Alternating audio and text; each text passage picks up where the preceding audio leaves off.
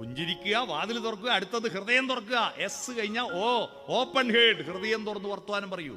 അടച്ചു വെച്ച ഹൃദയങ്ങൾ മെഡിക്കൽ കോളേജുകാർക്ക് പൈസ ഉണ്ടാക്കുന്നു. കാരണം angioplasty, angiogram, open heart surgery. ഇതിന്റെ കാരണം മൊത്തം ഇപ്പൊ ഹാർട്ട് ഇങ്ങനെ ഓപ്പറേഷൻ വരുന്നത്.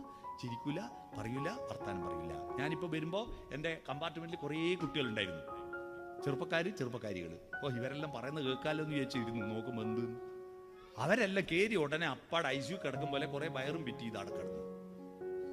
ഇവിടെയെല്ലാം വയറ് കണക്ട് ചെയ്തിട്ട് അടക്കിടക്കും. ICU ഉണ്ടാവില്ലേ കുറെ വയറും കുത്തിയിട്ട്, ഓരോറ്റ അക്ഷരം അങ്ങോട്ടും ഇങ്ങോട്ടും പറയുന്നില്ല.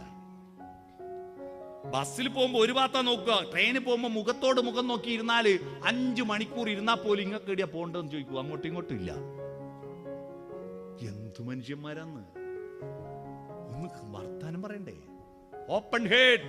വീട്ടിലൊന്നും അയൽവാസികളും വീട്ടുകാരൊന്നും ഹൃദയം തുറന്ന് വർത്തമാനം പറ.